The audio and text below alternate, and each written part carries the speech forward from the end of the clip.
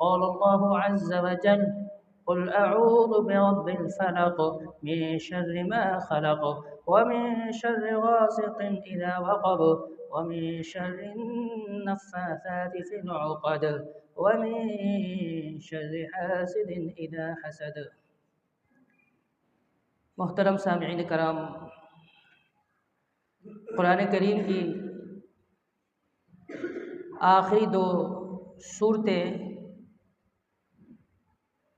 ایک سورہ فلق ہے اور دوسرا سورہ ناس ہے، ان کا ایک نام معوذتین بھی ہے۔ معوذتین ان دو صورتوں کو کہا جاتا ہے،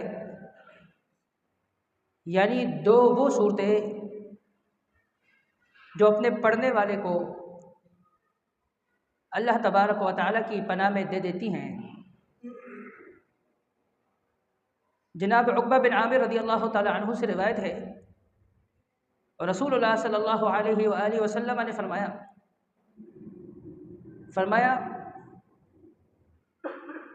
الم تر آیات انزلت اللیل لم یری مثلہن قط، فرمایا رات مجھ پر چند ایسی آیات نازل کی گئی ہے، ان جیسی آیات کبھی دیکھی نہیں گئی، اور وہ معوذتین کی آیات ہے، سورہ فلق اور سورہ ناس کی آیات ہے۔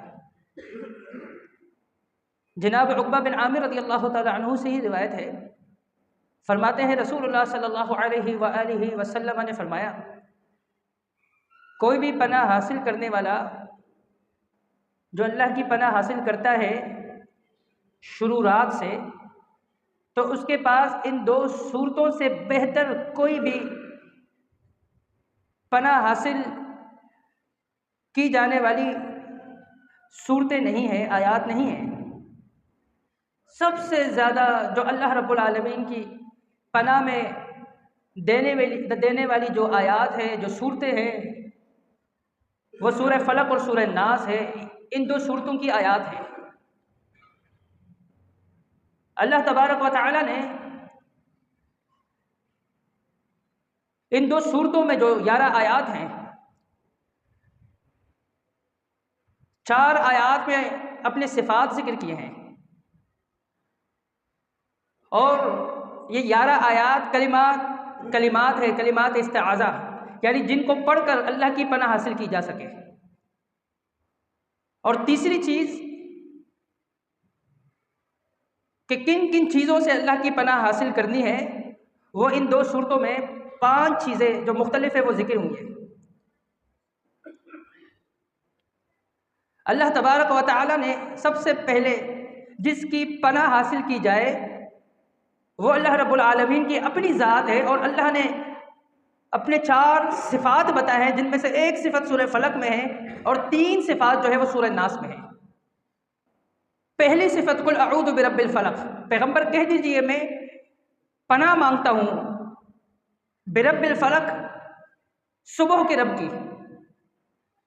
یہ اللہ رب العالمین کی پہلی صفت جو سورہ فلق میں پہلی آیات میں موجود ہے۔ اور اسی طرح اللہ تبارک و تعالیٰ نے اپنی دوسری صفت سورہ ناس کی پہلی آیات میں بیان فرمایا۔ آپ نے فرمایا قل اعوذ برب الناس، کہہ دیجئے میں پناہ مانگتا ہوں جو لوگوں کا رب ہے، ملک الناس، جو لوگوں کا بادشاہ ہے، اور چوتھی صفت الہ الناس، جو لوگوں کا معبود ہے۔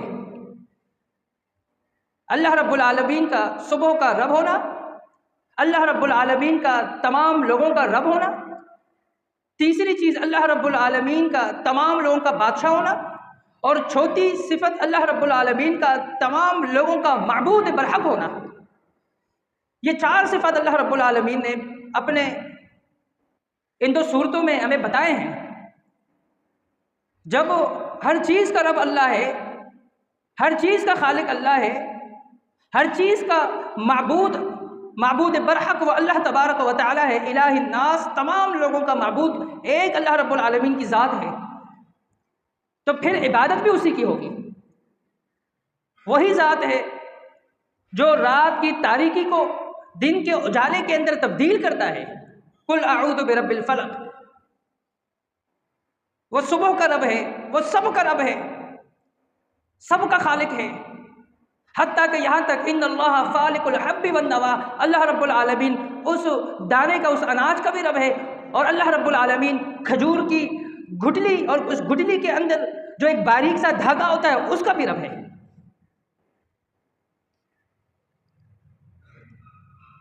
اور اللہ تبارک و تعالی نے ان 2 صورتوں میں ان 11 آیات جو ہمیں بتائے ہیں، یہ 11 آیات کی کلمات استعاذہ ہے، جن 11 آیات کو پڑھ کر آپ اللہ رب العالمین کی پناہ حاصل کر سکتے ہیں.